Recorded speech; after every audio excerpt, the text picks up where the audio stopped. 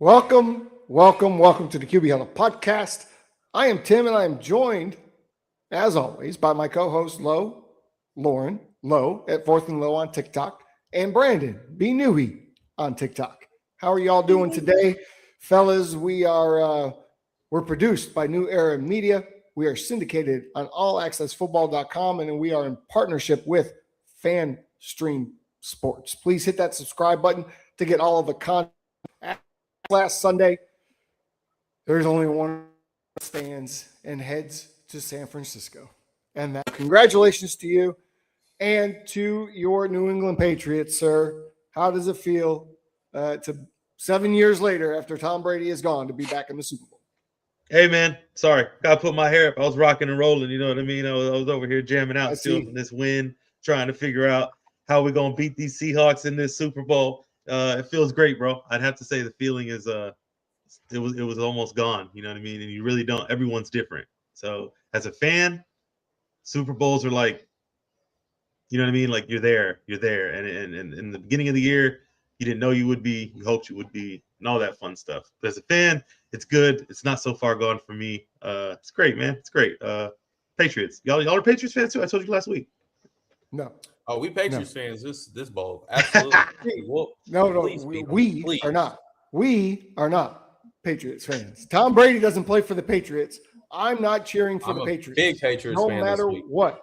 Brandon is, because obviously he doesn't want his division foe to go to the Super Bowl. For me, the Bears lost to the Rams, who lost to Seattle. So at least by proxy, if Seattle wins the Super Bowl, that says something good about the Chicago Bears, in my opinion. Listen, it's not about Seattle going to the Super Bowl. It's the fact they're going to the Super Bowl at our stadium. They cannot win. Ouch. I didn't even think about that. No. Absolutely not. No. But hey, they got a great team. Salute to them. Not rooting for Seattle. You don't like the Sam Darnold story? I love the Sam Darnold story. As a USC Trojan fan, man, I've watched his career. I'm supportive. I want him to do great, but you can't win this one. Please don't. Please. All right. Please. I got you. We're going to recap the games. I know the script says we're only going to recap one game. That's not true. I think our person, whoever does this, must have been sleepy when he wrote this. That's me. And so, obviously we want to talk about both games. Both games deserve their credit. Before we do so, we didn't know this would happen, but we have breaking news this morning. If you are not on your phone or, living in a cave somewhere and just tuned into our show, Joe Brady this morning has been named the head coach of the Buffalo Bills. He's been the offensive coordinator there for years. None of us on this panel agree that they should have fired McDermott because honestly, it was the GM probably needed to go. But now you take an in-house guy, Brandon, the offensive coordinator. Obviously, him and Josh have a good relationship, but an in-house guy now becomes the head coach. So now your offensive coordinator, which offense struggled in the last game and have a history of struggling in playoffs, you take your offensive coordinator and make him the head of the whole thing. I don't know that this is a good move. Where are you at with this? I mean, keep it in-house. I feel like the move could be good for the offense. We forget Joe Brady is a offensive mastermind.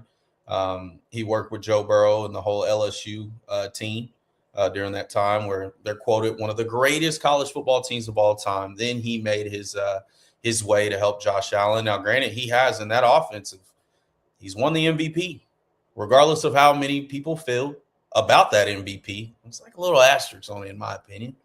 But, I mean, keep it in-house, keep the flow going with the offense, really cater to Josh. If you look at all these quarterbacks now, they have those offensive wizards behind them. And so, to help influence Josh to, get things done more defensively, they're gonna lose some because McDermott was a defensive guy.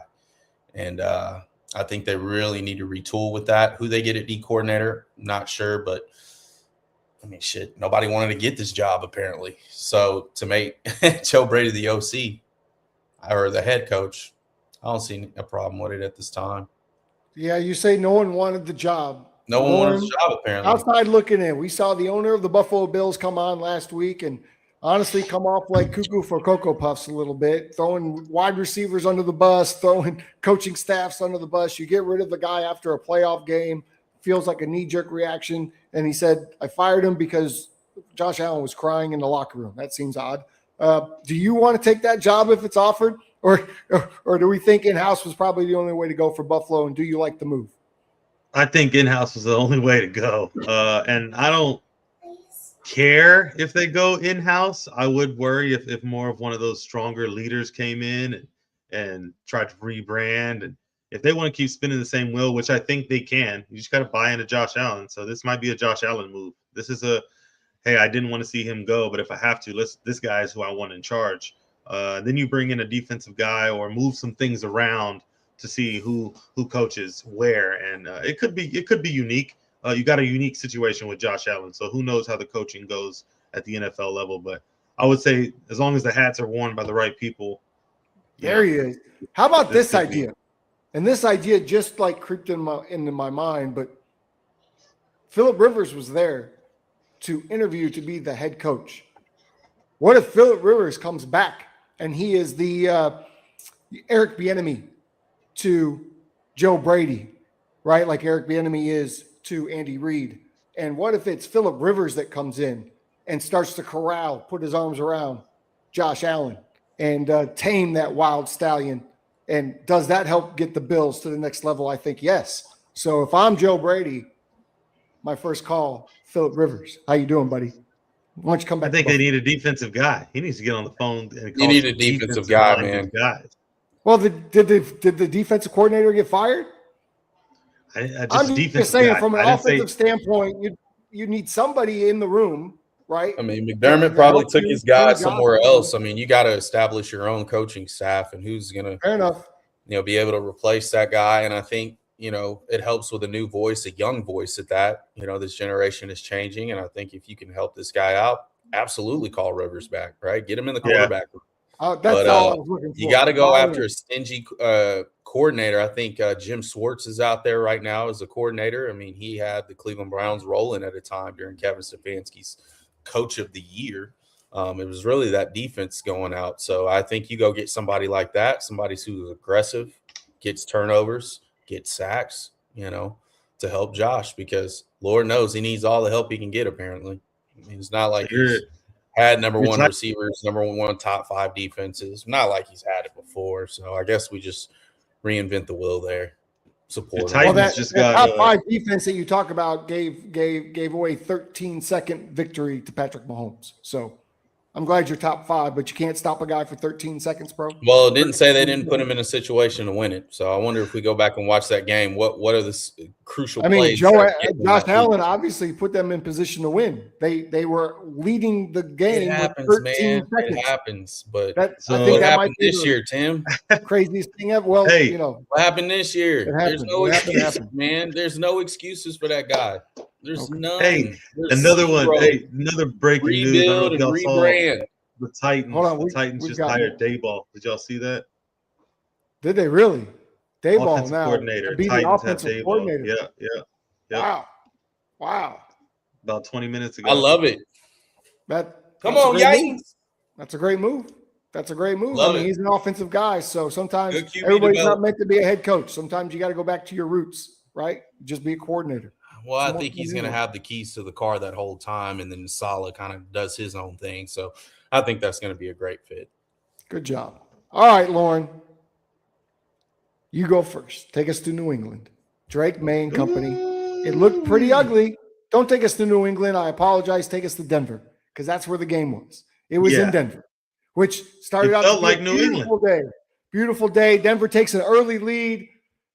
They miss on points. New England gets a lead, and then all of a sudden, out of nowhere, as if the football gods are New England Patriot fans, they dropped a gallon of snow on the field.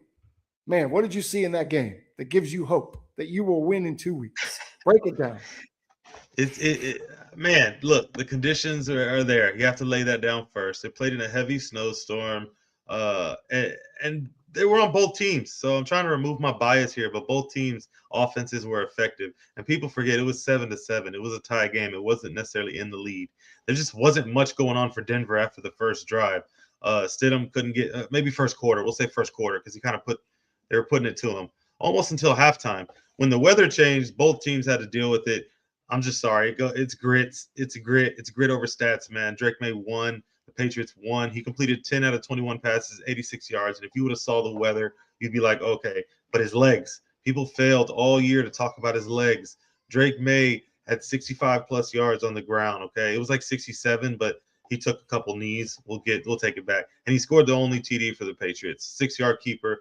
Plus his big game plays, he still threw the ball. He played well, in my opinion, for the weather. And if you watch the game, in those moments, he handles it. He processes information very quickly. He makes decisions when he has to put the team on his back by holding the ball. And the defense for the Broncos shouldn't be upset. You know what I mean? They did what they could do. You didn't have a quarterback. There was no offense. We played almost like chess, and we knighted we moved the rook over. It was a barrier. So we just backed down, and Patriots defense handled business. So the defense is now on under scope, right? Everyone saw our defense is good. I don't know how y'all feel about it, what y'all saw. It's hard to remove my bias, but the defense for the Patriots is good. And we say defense wins championships, right? But we got a guy driving our bus too. Okay, we got a guy. I'll say this, and I'll hand it over to Brandon and think what he thought, see what he thinks about the game. But I would say two things shocked me about the game from the Denver side was, number one, Sean Payton being so conservative. I really didn't see him being that conservative, even with Stidham back there, because all the talk from all the pundits, and I would agree, is, look, you got a backup quarterback. Don't hand off on first and second down and throw on third and long, right? Let's try to throw on first down. How about some screens on first down? How about some quick game on first down? How about taking some shots on second and short, things like that? And Sean Payton didn't do any of that before the snow came. And so to me, not taking the points early and then being that conservative didn't give them a chance to do anything. Yes, that defense from New England played very well, but to me, the Broncos' offensive game plan was extremely simple. He emptied the clip. That bothered me. Brandon, what did you think? He emptied the clip. Drive one. Oh, my gosh. I thought there was more in the clip. I thought you could have put another clip in the magazine. Do something. Yeah, I mean, I think, kudos to the Patriots for just being good on all phases. I thought, Sean Payton, to a degree, called kind of a little bit of a cocky game instead of taking the points, especially when you could have a 10-point lead, because essentially that's what haunted you for the remainder of the game for the last two quarters. I thought Drake May, man, showed a lot of flashes, poise in the pocket, willingness to attack when he needed to. His legs were very valuable to this entire thing. And also, he's still learning, when not to be hero. I thought he made a great pass to Max Hollins that really kind of broke the game out when during the snow globe that allowed them to get some points. But essentially, man, I mean, this guy has showed you all different phases of his game, and he's remained poised despite it being ugly. I mean, he's got 15 sacks, 6 fumbles, and 2 turnovers. But outside of that, man, I mean, he's just finding a way to make plays, sustain drives. I thought Sean Payton really didn't attack the way he should have, and I will agree with Tim on that, especially when the snow globe came in, dude. You got to attack vertically, right? These DBs can't adjust. They're mostly shuffling while you got the advantage, man. Air the ball out, maybe get a couple of PIs or some different play. Let your receivers make plays. I thought when you're running, man, you get super conservative because there's not a lot of much that you can do when you got snow and you're shuffling around. But, man, the Patriots showed greatness on all 3 phases, and now they're back in another bowl in this the 4th decade of them being in the Super Bowl. It's crazy. So that's mine.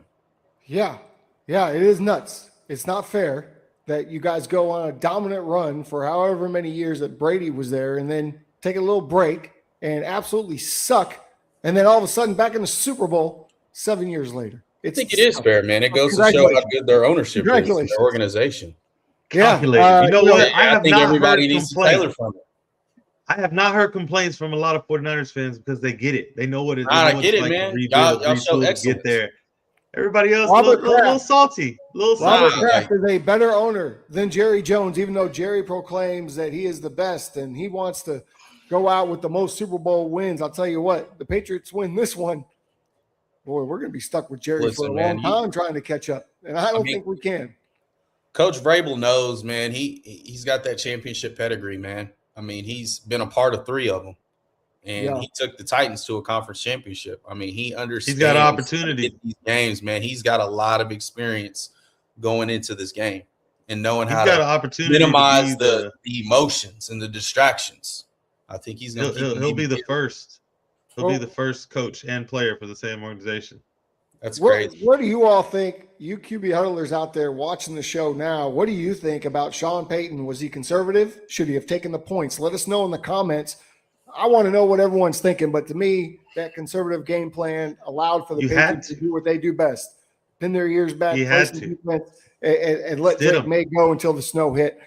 Brandon, take us to Seattle, because we had one for the ages. We had the kind of castaway quarterback, right? He's been, 5 franchises now compared to Matthew Stafford. 2 franchises, already been to a Super Bowl, already won one, probably going to get the MVP this year.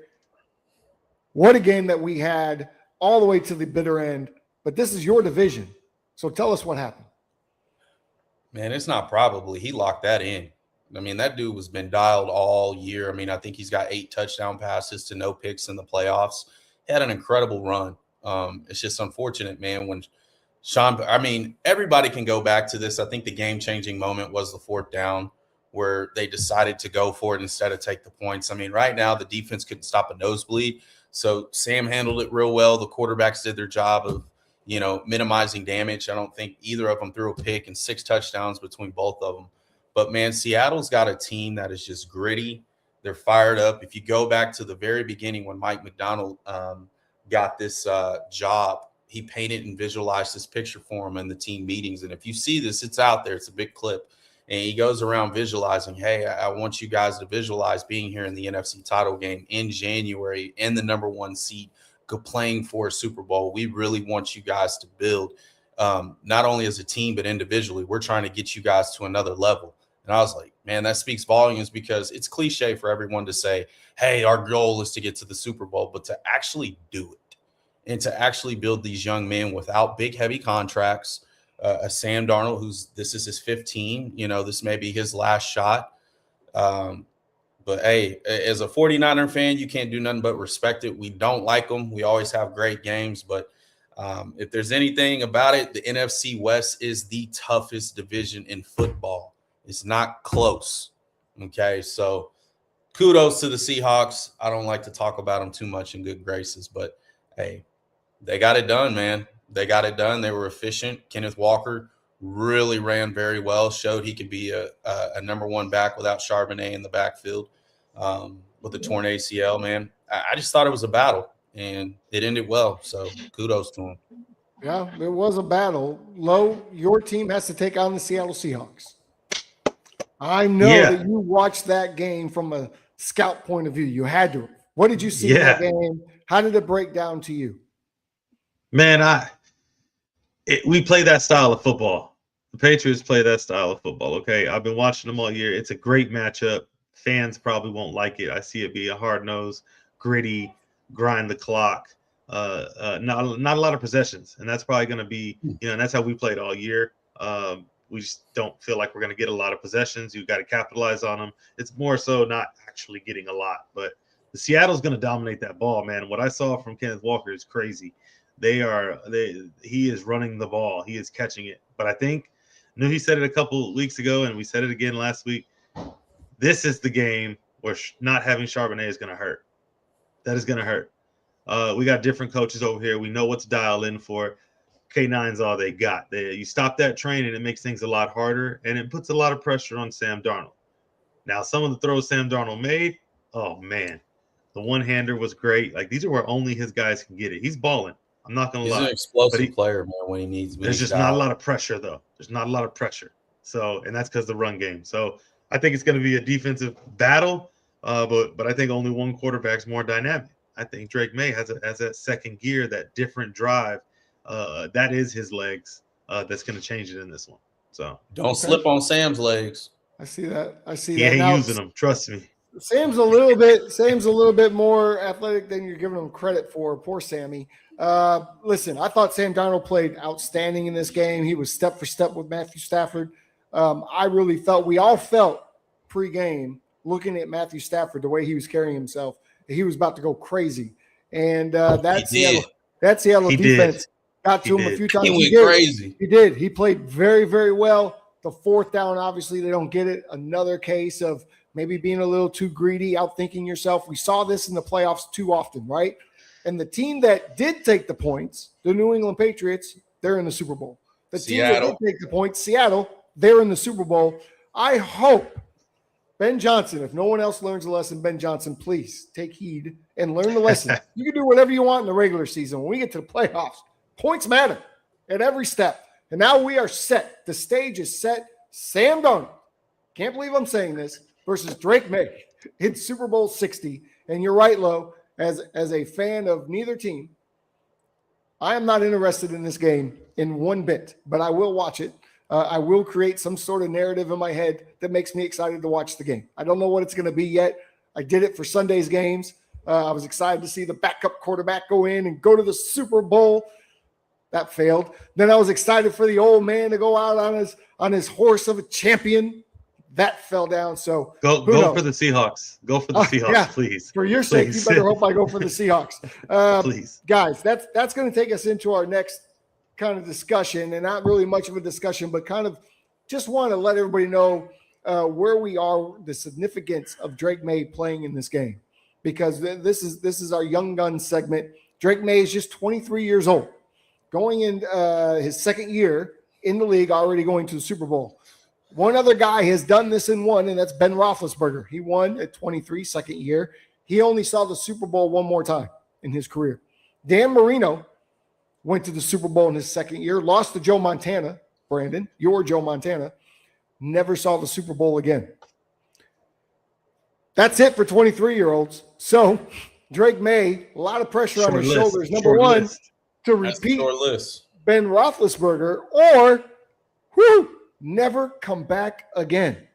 Can that happen? What do we think of this? Is this tremendous pressure for Drake May at 23, or is this not even a thought in his brain, Brandon? I don't think this is a lot of pressure on the kid. I think this guy has a really good team behind him. He really is a team-centric guy. It's not like, hey, you're supposed to be Tom Brady right now. He's not asked to do as much, but when he's asked to do it, he does it. And so, there's also some second-year guys that went to the Super Bowl. Russell Wilson in his second year had a historic defense. He was very efficient in that year. Patrick Mahomes went to his Super Bowl in his second year as a starter. Won the MVP. He had Andy Reid. Joe Burrow, same thing. Year two, postseason killer instinct. Finally got over the hump to beat Patrick Mahomes in the Mahomes Invitational. So there's a lot of guys. There's not a lot, but there's a short list that, you're stepping into. Is he young? Yes, but he's very poised. He carries himself a little different. I don't think there's a ton of pressure on him, but it'd be nice to get the first one out of the way, considering all the other quarterbacks that are supposed to be elite and generational talents that have not got there yet. I think having that along, supported with a great coaching staff and organization, I think that's a great start to his career, man. But I don't think it's too much pressure on him. I wouldn't look at it like that. And Lo, you're just grateful that your second-year quarterback is going to the Super Bowl. He's a baby. I have a feeling, if I could read your mind, what is that? Telepathic? What is that? I don't even know what the word is. Telekinetic? You're going to tell me that this is the beginning of another New England era. Is that correct? Is that how you feel? It's continuing, of course. It's not continuing. It's a passing of a torch. Okay. You can, because Dallas is taking a 30. I'm going to drop that nugget in there. They're taking a 30-year break, still living on that same era.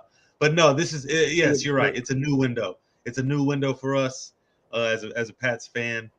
You appreciate it. I've learned, because I've listened over the last 6 years, and it is hard to find a quarterback. Yeah. I was babied with one, great for 20 years. You see behind me, right? 10 Super Bowl appearances since 2000. It feels great. We're on to the next chapter, and that chapter is Drake May. No different than 49ers going to the Purdy world. The Chiefs, we just witnessed, Patrick Mahomes. But yeah, passing of that torch, and I don't think it was passed. I think it was sitting there for a while, and Drake May relit that thing. So, yeah. All yeah, right. I love it. Well, I love it. There's been a list of just so we can be on point here. There's a list of 24-year-olds that have also played in the Super Bowl. Brock Purdy, David Woodley played in the Super Bowl with the Miami Dolphins. You probably never heard of David Woodley. Jared Goff, Patrick Mahomes, Tom Brady, Jalen Hurts, and Drew Bledsoe all played in their first Super Bowl at the ripe young age of 24. Let me ask you guys, and we'll move on to our hot topics. Let me ask y'all. At 23 years old, Brandon, what were you doing? I was still in school. I was a senior getting ready to graduate. Okay. So no Super Bowl appearance. No Super Bowl. Lauren, at 23 years old, what were you doing? I had just moved to Dallas for sure, not playing any football. So not even playing football. Okay. I hadn't even started playing semi-professional football yet. Okay. So at 23, I was fresh home from the military, where I was stationed out in Korea. I was fresh home from there, met my first wife, was just having a baby and trying out for the DuPage Eagles semi-pro football team. Certainly not making a Super Bowl appearance. Wow, I can't even imagine what that must be like at 23 years old. Let's move on because we're going to go through these hot topics rapid fire because I want to know your answers. You guys at home, by the way, tell us what you were doing at 23. I don't think you were playing in the Super Bowl, but I want to know. It's crazy to put that into context. Okay, Matthew Stafford. Let's go around the horn here. Matthew Stafford's future. I think he comes back because he doesn't want to end up like that. I think one more year, right? McVay already said if he wants to play, of course he's welcome. I think we get Matthew Stafford for another year. What do you think, Brandon? Low? Yeah, man, I think you get him for another year. The fact that they made the NFC title game and lost, with 5 seconds left, I think there's an edge there, especially with Devontae being 0-5. I mean, I'm sure Stafford wants to get him one before they both ride out. So I think he does come back because he's playing at a high level. And, man, you know how it is, man. If you feel okay to play, man, you ride until the wheels fall off. Yeah, and if Devontae Adams wants to stay another year, why not? Lo, what do you think? We get another Devontae Adams, Matthew Stafford type of season? Sure, but as an organization, sorry, you got to start planning for the next. You got to start figuring out what's coming because now people are talking about it, and Stafford is not going to walk away. He'll go out on his shield. He's like one of those type of players. So unless you make plans for, I think they need to talk. Conversation needs to be had. Like, hey, what are we doing? We want you as long as you want to go, but we need to know realistically how long you really want to go. So, all right. You might have to waste a draft pick and get some guys in there. I don't know. Who have they been developing? What, Bennett? Stetson Bennett? But how long do you want to sit there and wait to get your opportunity? Right? How long? Ask them Packers or Jimmy G. Jimmy G's there. Maybe that's what Jimmy G's been doing. Yeah, Jimmy G doesn't care to start, man. He'll be a glorified backup forever. I mean, there's no pressure. Stetson Bennett, I mean, there's no pressure. He's teaching Bennett. Just chill, bro. I made a career out of being a backup. I think if anything, if he did leave, then they're going to the market to try to get a big-time quarterback. They're not going to go to ground zero. They're going to pick right back where they left off. I don't think their team is too good, right? They're ready to win. That defense is young right now. They're young, a little bit naive to an extent. And so with them coming back with no big contracts, I think you really go for that, either that big quarterback or you get Stafford. There's no in between. Low, Sam Darnold. Let's try to keep this brief. Okay. Sammy D. What's the difference? Particularly last year, 14-2, obviously blew up in the playoff game, to this year where he's playing in the Super Bowl. What's the difference between Sam Darnold last year? Man, Seattle actually believes in him, and I'm gonna tell you why. Seattle thoroughly, it's authentic. The Vikings didn't. They signed Daniel Jones last year. Who was it? Carson Wentz, I think, was in talks, and then he didn't go, and then he ended up coming. So that tells you what was going on. You drafted McCarthy. There was no future there, and when it came big time playing for a job, he becomes selfish, and he played for himself. And I don't think he's doing that this year. I think he got the big deal. He's locked in. He is their franchise quarterback. They bought into him. The scheme fits. He's comfortable. Now, he's been comfortable before, like with the Jets here. We remember it, seeing ghosts. And I don't know if he's seen them yet, but we're hoping to make it see him this week. But that's the difference is situation. We're going to keep bringing it. Oh boy. Oh, yeah. Look here. Look at that rush. You're not Okay. comfortable right there. Look, who's he throwing to? Nobody. It might be best. Okay, we're talking about this like it's like 6 years ago, and he was still a pup. For sure. We got to get rid of that narrative. Can't. Like you said, what, as of last game? So what's the difference, Brandon?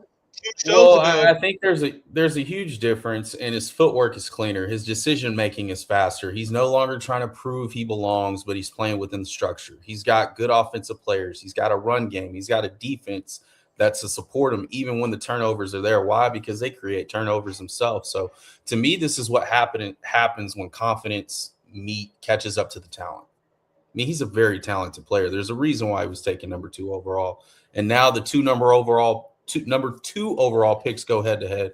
I think Sam's doing a great job, man. I have nothing to complain about. Are the ghosts still there? I don't think so. I think if he just plays within himself and continues to throw with the confidence that he has and within the offensive structure, he's fine. Right. We haven't seen him. I agree with the ghost. You're right. I agree with both of you. I agree with what both of you said. I'm also going to add situation matters. And the Jets weren't a good football team, right? They just not a good organization top to bottom. He's been around a little bit to other franchises that aren't quite up to snuff. Seattle's always been kind of a franchise that's always good, right? And sometimes they've been great. They get to the Super Bowls, but they very seldom have the Seahawks just been absolute trash. So I think you go there, you've got a good defense, you've got a real good run game behind you. That defense is better than Minnesota's defense was a year ago, by the way. And he doesn't have to do as much here as he had to do anywhere else he's been. So I think situation matters. I think the coaches believe in him. Of course, that's a Michigan head coach. That's a Michigan man this weekend going up against an Ohio State man. We'll talk about that when we get into breaking down the game. But once again, the Big Ten dominate football. But yes, I think the culture matters there in Seattle. I think this is proof that any quarterback, right, if they can play to their potential and be around a good group and the right group of people, can help your team get to the Super Bowl, and that's what I think Sam Darnold has done. Jarrett Stidham. That's not true, though. Darnold is a top 5 pick. He's expected to do these things. Okay. He's expected to do these things. So not any quarterback. Sorry. Not any quarterback. Nope. Okay. Even if you're a top pick. Jarrett Stidham might have been able to get him there if it wasn't for the immense snow. And we thought this would have been a little bit different conversation had things gone differently in the game. But what's next for Jarrett Stidham? Where does he go from here? I would suggest he will stay the number 2 quarterback in Denver and maybe get more reps during the season now, just in case Bo Nix were to get hurt. Brandon, Lowe, where are y'all at with Jarrett Stidham? Anything going on for him? I think he's a solid QB2. He's trusted in that room. There's a reason why he makes $9 million, even though he didn't throw a pass for 2 years. He stepped in and did what he had to do despite that pick, right? But he's smart enough to keep you competitive. He's not dynamic enough to build around. The thing that really stood out was May's legs versus his. And, he's a guy you trust to stabilize and just kind of hold the thing, but not elevate. So, he's good too. Okay. What do you think, Lo? You watched the game, of course. Did you get any feeling of Jarrett, or is he still in Denver number 2 next year? Well, they say he is who we thought he was. No, yeah, we let him go. I forgot he was even there, man. I forgot he was even there. He could be a good number 2 for a certain lock. He seemed like a good locker room guy. When he was with the Patriots, there was never any complaining, but I wouldn't even say solid like 2 unless we're talking about off the field things. Performance-wise, I don't want to start him. I would be looking to draft. Obviously, Sean Payton, as much as he said he was feeling fine about Jared being in the game and he wasn't concerned, that the game plan didn't seem to echo that statement. So, I think if he goes out, balls out, plays great, he might get an opportunity somewhere is what we kind of all thought, but he did not do that. So that brings me to the next question. I've been talking about this for weeks now. Was coaching or quarterback play more important throughout this playoff season? Brandon, coaching or quarterback play was more important during these playoffs? I think it's a little bit of both. It's hard to be biased towards one. Obviously, coaching matters in crucial playoffs, but coaching to me, they set the floor, and QB play, they set the ceiling. right? Great coaches are going to keep you alive, but great quarterbacking wins you the last 2 games. We Fair just enough. saw that. Okay. I'm with you. Lauren? He said a little bit of both. What do you have? With you. Yeah, he's only with the other side. Man, quarterbacks. What are we talking about? The quarterback play is going to be the most important, no matter what. No matter what, because players have to play, right? And that's the hardest part. The coaches can say they did this. They can actually do this. Coaches can be perfect, but the quarterback can still mess it up. You know what I mean? Okay. He cannot execute. Yep. He also has the ability to change the game in a good way, right? Like keeping it yourself on a stretch play, booting around a Broncos defender for the first down to go to the Super Bowl. Okay. Okay. Yeah, I saw 3 teams lose games because of poor coaching decisions and poor game management throughout these playoffs. I also saw some quarterbacks step up and make plays that enable your team to win. And I also saw some quarterbacks, 2 that come to mind, that fumbled the game away or threw the game away. And Josh Allen and CJ Stroud, both of them gave the game away. Caleb Williams. What about if men? I'm not saying Caleb. Listen, Caleb threw the pick to get the drive. What do you mean? The Bears 3 game, turnovers, 3 picks. The Bears game is one of those 3 games that I talked about that I felt was a loss because of bad coaching decisions and bad game management throughout the game. So I need Ben Johnson to learn a lesson. No, Caleb was fine. Caleb, there's a new jersey out. I saw it today. I think I'm going to get it. It's a Bears jersey, 18, but instead of Williams on the back, it says Iceman, which I think is awesome. Might have to get that. Anyway, Drake May. Lo, we'll start with you.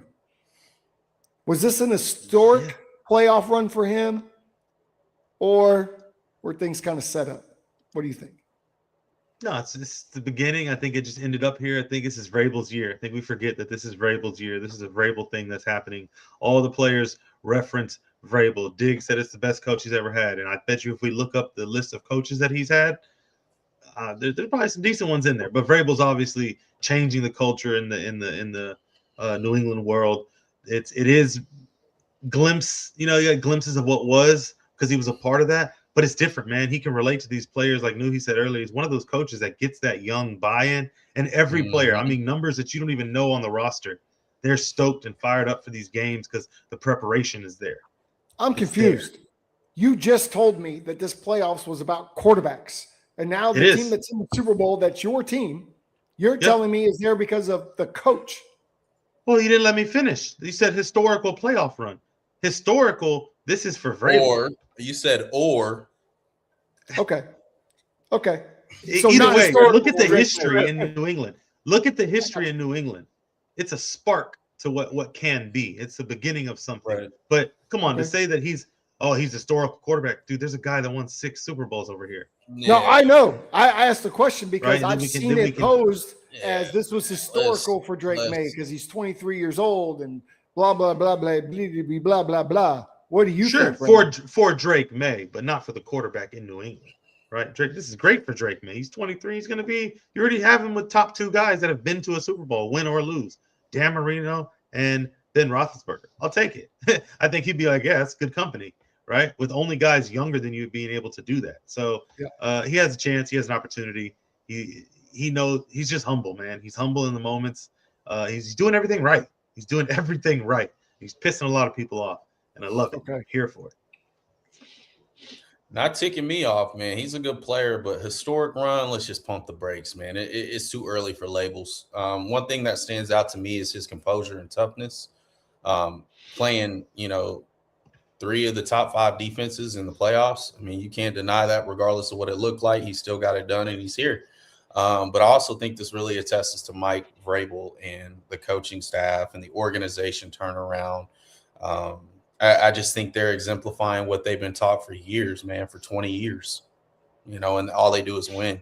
They win, they find a way. Doesn't matter what it looks like, they're there. And that's a team that's to scare the shit out of you because they're good on all 3 phases and they're very disciplined. So I think it's more kudos to the organization as a whole than it is Drake May.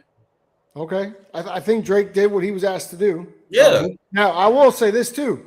Right, we talked about it on Sunday. Drake May wasn't playing great going into the AFC title game. He was having problems with the football. He was fumbling. He was doing some things. And so to me, New England, all these playoffs have been somewhat set up. And when, going into that game without Bo Nix on the other side, playing the Chargers as decimated as they were. Now you still got to go out there and win the game. But to me, it's all been a red carpet ride for the Patriots. Now, will that come to an end in 2 weeks when they play a team that's fully healthy for the first time in these playoffs? When they play a starting quarterback when the game matters? I don't know. Seattle's missing a running back, but as long as you have Walker, I think you're good. Based on what I saw. I just want to be clear. You're making no excuses right now, right? There are no excuses. There's always been something. There's always been something, and I just want to give you Drake's answer to all of these things, okay? Drake made to all these things that have been saying is hold my beat. Okay. He's been saying, right? In the wild card round, he had 268 passing yards and a touchdown. He led the team in rushing that, by the way, against your Chargers, top defense. In the divisional round, he played the Texans. He had 3 touchdown passes. Do you know how many times that happened to the Texans all year, including playoffs? Once. One other time.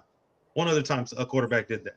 That's a dominating performance. I don't care how many fumbles are in there, right? And then the AFC Championship game, he rushed for 65 yards and a touchdown. In a game with his legs in the snow, what else could you do? There wasn't any passes being thrown. All I'm saying is that's postseason impact. I don't want to hear nothing about the weak schedules. I don't want to hear nothing about who they playing or a script. Bro, they're playing who's in front of them. And now I believe Seattle, aren't they number 4? Weren't they number freaking 4 on the top defenses? I don't know what else we're gonna have to do here. I don't know what else. Well, I think what should scare is you don't sustain drives very well during this run. I mean, he's under 60% completion this entire situation, process. Man. Granted, that was a snow globe, so you can throw that out. But if you look at every single game has been snow. That's what I'm trying to tell y'all. Every game has been snows. So his stats aren't going to prove the story. You got to go to regular season stats. We're playing in He hasn't thrown for a 300-yard game yet, has he? He's had it in the regular season. Yeah, not in the playoffs. I don't think he has. Yeah, regular season. Yeah, what was the moment for you? Well, no, he threw for 380. In that Denver game, to me, that was 250 and 5. The moment that changed the game is when it snowed. As soon as it snowed, and I believe that y'all were up 10-7 when the snow started to fall, by the way. Once that snow came to me, that was the game-changing moment. Game was over. What was the game-changing moment? Opportunity performed. For me, the game-changing moment was the very end. It wasn't over until it was over. And Drake May called his number moment after moment, whether it was the flea flicker, it's still in his hands, whether it was a third down completion here and there to try to sustain drives. He takes those moments, puts it on his back, and does what he needs to do by making the right decision, not by just running around or, waving the ball around like we see these other guys. No, he made the right decision. A naked Shots boot. Fired at Josh Allen. Wow. Absolutely. That's who they compare this guy to. Mac Hollins, Stephon Diggs. That sounds like Josh Allen's trash, right? And Drake May just took both of them to the Super Bowl. Well, that's his receiver. To be fair, Diggs had a very poor attitude in Buffalo, but Vrabel will not deal with that. He will not put up with that. We embrace it. He hasn't had it in New England. He hasn't had it. He expresses himself. Brandon, what was your game-changing moment Sunday in Denver? Game-changing moment for me was the field goal when they didn't take the points, and then you start to really press a little bit and kind of coast, play a little conservative to a degree, and now you're in the snow globe, and now you got to find a way to get 3 points. You missed 2 field goals, didn't work out in your favor, even though the defense did play pretty well. You just can't continuously give the ball back. And I think that pivotal moment where it was 7-0, 9 minutes in the second quarter, you didn't take the points and the snow globe happened. That was crucial because now you could at least go into overtime, and hell, whoever's got the best kicker can win because we can't move the ball.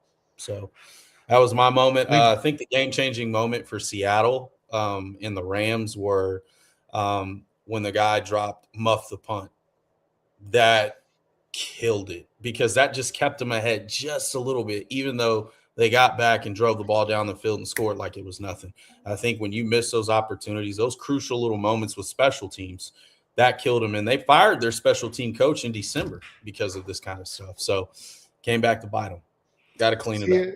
And watching that game, even with the lead that Seattle had, I always thought the Rams would win, right? But when they didn't get that fourth down, when they were driving and they felt like this is our opportunity to take the lead, when Seattle stopped them, that's when first thought in my mind was, oh man, Seattle's about to win the game. Damn, because I believed in Matthew Stafford and the Rams until that moment. And when Seattle stopped that, I was like, yep, that's probably the end of that. When I felt like take the points, right, tie the game, whatever the case. Lo, what was the game changer for you in Seattle watching that game when you knew that you were going to play the Seahawks in 2 weeks? It was the same one. It was the same one. It was the fourth down. Okay. I was like, this is it. It's it. That's all I could give you, bro. I watched the game. It was. When you saw it was crucial. Like, damn, that was if you knew football. See, a lot of people stayed tuned in a little further, but if you knew football and you knew how this was about to play out, and you have the ability to see far enough, right? So that could be breakdown too in the offseason. We need to start letting these QB huddlers know. How'd y'all know it was over? I was still cheering for another minute and a half. Yeah, well, the math don't. When they missed that and they couldn't do nothing, I was like, it's over, bro. Yeah, and then Seattle gets a couple first downs, and you're like, oh god, they're not going to get the ball. Matthew Stafford's not going to have enough. He got the ball back. He still tried. Jeez, because why would he go for it on fourth? I was like, yeah, he's just still been down by one. You still got to go down there. And they could not stop him. They couldn't. Yeah. So. And you're right. What would it matter? They're still down by one. So it's not quite like the other two games where field goals give you a lead in that moment. The field goal, you're still down one. So good games, though. Good moment to me. That Seattle game started off a little oh-hum and then caught steam in the second quarter. And then the fourth quarter was just so tense and both teams volleying back and forth for position to score, and neither team could get it done. And Seattle walks away with the win. What a game. What a moment for the Seahawks and their fans. We talked a lot about coaches. There's coaching changes. Now, we've seen in this game here 2 new head coaches with their teams playing in a Super Bowl. So I ask you guys, who's the next guy next year? Who's the coach that's taken over a franchise that is poised to make a run? I'll go last. But who do you think it is, Brandon? Give me a coach that you think is going to change the culture and make a run next year. Man. It's tough. I think it's Ben Johnson. I really do. Like he's already done that though. No. I mean they're there. You know what I mean. But his mentality, we got to do it all over again. I think that stood out. I think that stood out, man. Yeah, I think Ben Johnson and that young cast, and you don't have a high end deal with Caleb Williams yet. You have the opportunity to run it with these young quarterbacks with solid defenses, and they're only on their rookie deals. It's time to make the run. So I think Ben Johnson in year 2 could really, really pull it out. All right, Lauren, who's your head coach? Who's your next guy? Man, I want to be nice, but no, I'm not going to be nice. I'm going bold. I think it's Mr. Saleh. I think it's easy in that division with everything that's happening over there, right? Texans kind of melting down. The Colts trying to figure it out. They think they got the recipe, but you only did 8 games, and it wasn't sustainable due to injury and all the other stuff, obviously. But I think that the Jags being the most competitive, and we're not sold. They just had a good year. Now the film's out. Now the tape's out of what you're doing over there. I think it's wide open there, and I feel like, Cam Ward could have a good year too. Sketchy division. So it is. That's why I said the Titans, he could turn it around, even if he goes close to 500. If he goes, what do you guys at home think? Who's the next coach to make a run? I'm going to give you an older gentleman. I look at the AFC North, and I look at the Ravens with a new coach who you just outed, an 18-year coach that won you a Super Bowl. I look at the Bengals, who are a mess, right? Salary cap mess. All the money's on the offensive side of the ball. And then I look at the Browns that are a dumpster fire of an organization. And then I see Mike McCarthy signing with the Steelers and reuniting with his Super Bowl quarterback, Aaron Rodgers from Green Bay. And the Steelers got to the playoffs this year. It was a struggle. Mike Tomlin effect, most likely. But now they have a chance in the offseason to put some more pieces together, right? Shore up the defense just a little bit more because that's what Pittsburgh is known for. Maybe get another weapon or two on offense. I look for Mike McCarthy and that Pittsburgh Steelers team to really shake things up in the AFC and be a true contender year one of Mike McCarthy being in Pittsburgh, because I think this is a short-lived operation for him. Probably the shortest tenure of any Steelers coach we've ever seen. But I think this is a team that's ready to win now with Aaron, and that's why they went out and got Mike McCarthy. So I look for Mike to go make a big splash with the Steelers next year. Their relationship wasn't the best. It didn't end on the best of terms over there with how to draft. Maybe they both grown up. So, maybe. And I can't forget. I gotta give. He got the best out of Aaron Rodgers. Right? The grass hasn't been eaten. The grass wasn't greener for either one of them He on the other side. So, Mike changed hasn't had any everything about his success. game. Yeah, no success past post Aaron Rodgers, and Aaron Rodgers has had no success post Mike McCarthy. So you would think maybe this is the magic recipe. It could be like chocolate chip cookies. Yeah, I think the Giants with Harbaugh are also set for a run. The Cowboys divisions could be up for grabs too. So the Giants are young. They got a good D.